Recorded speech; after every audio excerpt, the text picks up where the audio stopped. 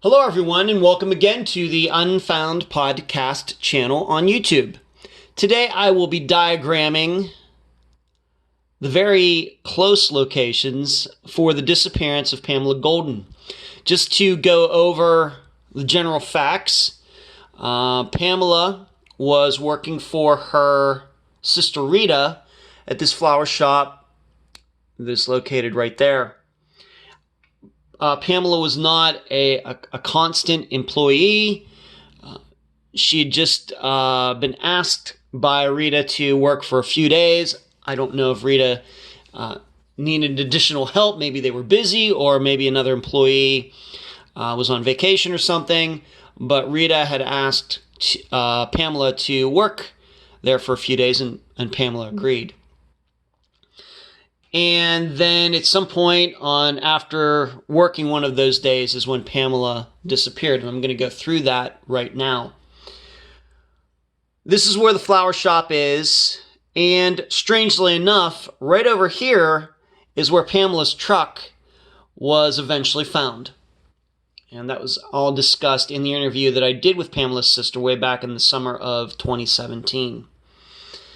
Now, what was confusing about this disappearance is that, and you can just see that in the title of that episode, One Wrong Turn, is the way things happened is that Pamela was at work with Rita, and Pamela had been asked by a friend of hers to help this friend move. Allegedly, this friend was leaving her husband and needed boxes to pack things up.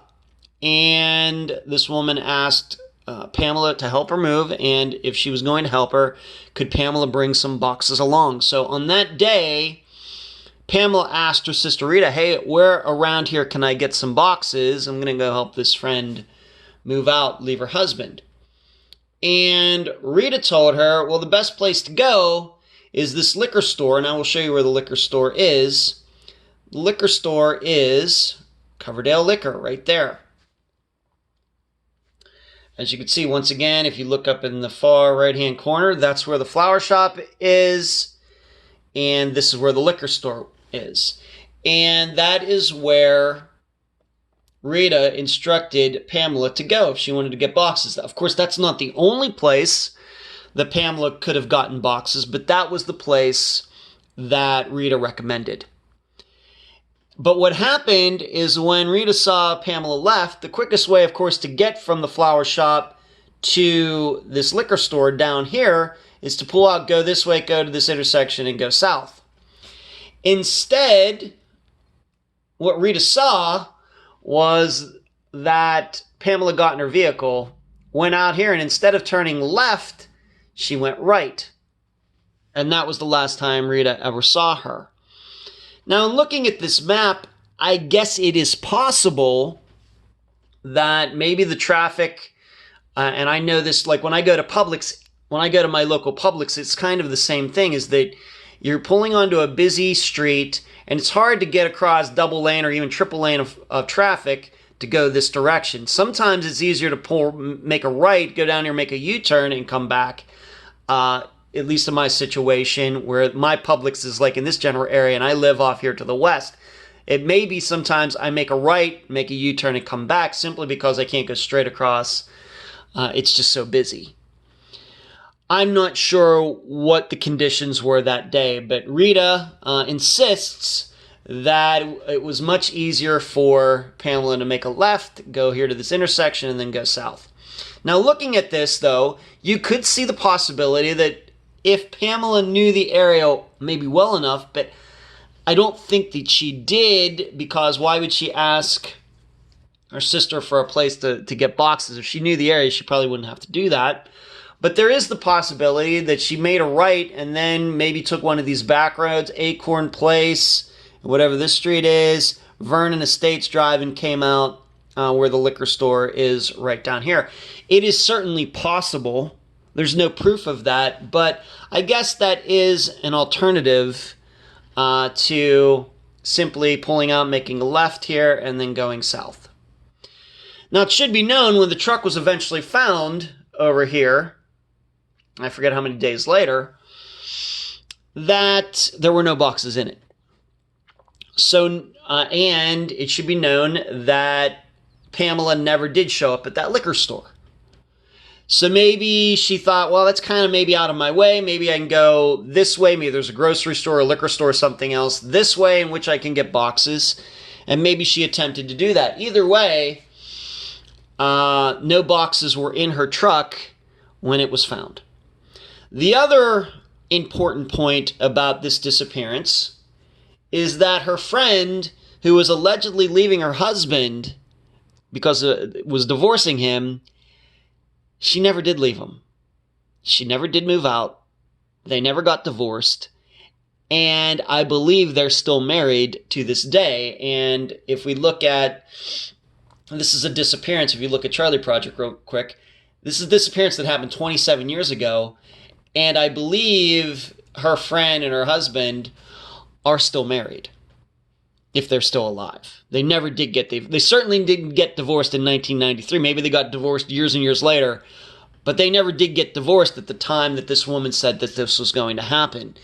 And since covering Pamela's disappearance, and I'm guessing well before that, there is the belief that maybe this husband had something to do. Maybe he wasn't going to, quote-unquote, allow his wife to divorce him. And then when Pamela showed up, he was all ticked off and did something to her. That is a rumor.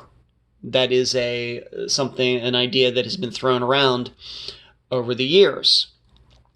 But what is clear to me in this is we have to remember something. Pamela was only working for her sister for a few days. I don't know if she ever assisted her sister at this flower shop ever before that. I don't know. I don't remember. But in this particular case, Pamela had only been working at the flower shop for a few days. But what I think I know is that whoever parked her truck there, and we don't believe, of course, that it was Pamela, whoever parked her truck there knew she was working at the flower shop that day. And there were only a very limited number of people who knew that. And so I am inclined to believe that whoever parked the truck there also knew she was working at the flower shop that day. And once again, it's a very small group of people. And who would be that? Who would be those people? Both her friend that she was allegedly going to help move and that friend's husband. Because I just don't see the truck being there with Pamela working at the flower shop, these two areas being so close to each other as being a coincidence. I don't see that at all. And I should maybe show this. This is just a driving to walk it from the flower shop to where the truck was found. 0.4 miles, 9 minutes. And this is in Little Rock, Arkansas. Of course, it's not New York City, but it is a city. And so for the truck to be so close to the flower shop, for it to be parked there, tells me that whoever left it there knew that Pamela had worked there that day. So that is the disappearance. And not to mention, if she turned right, as Rita said, how did the truck get over here? So I certainly do believe there was foul play in this disappearance. And if you've not listened to the episode of Pamela Golden, I hope you will do that now. And I thank you for watching this video concerning the disappearance, the locations and routes for the disappearance of Pamela Golden.